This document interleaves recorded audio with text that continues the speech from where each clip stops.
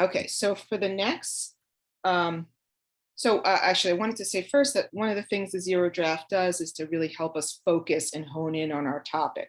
And I'll show you how we're going to do that now with our outline.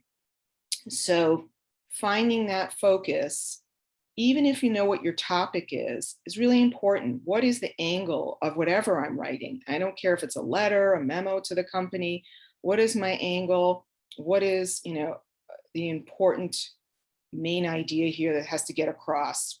The other part that comes into play now in the outline is thinking about the audience. So I haven't really mentioned the audience in these other sections.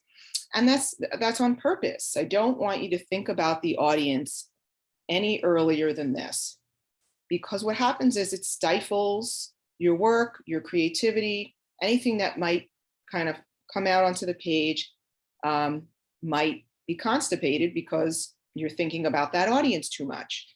But now it's kind of more critical to think about that audience and who you need to direct this to. Who's going to be reading this? Who will care about this information? And which information? When you wrote your zero draft, you wrote a lot of things. Which information is most important to focus on for this group of people or this one person? And so now it's this is the time to be, critically thinking about that. And I think someone mentioned earlier that she actually did some research. She said, Irene, or I forget, I can't see the names of the people who are actually on camera anymore. I don't know what happened to them, but she said that she's started a new job and she had to research a little bit, and that's fantastic. So putting in that extra effort to figure out who is she writing for, right? And that those people will care. And when I was, as I said, I was working with some attorneys recently, and one person said, well, I had to make sure what I was writing for this one judge, because this judge likes this and he doesn't like that. And so it's really important, it's crucial to think about what is that judge going to think about when he's reading this, and what are people going to connect with, right? What are they going to care about? So that's so important at this point, both of these aspects.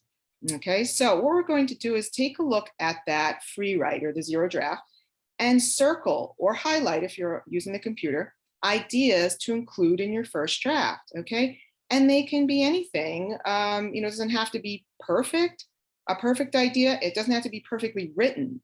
If you just think the idea is, an interesting idea, could be helpful, and anything that you think could go into that first draft. A paragraph, it can be up to a paragraph, 2 paragraphs, whatever it is. And then we're going to review those and find the focus.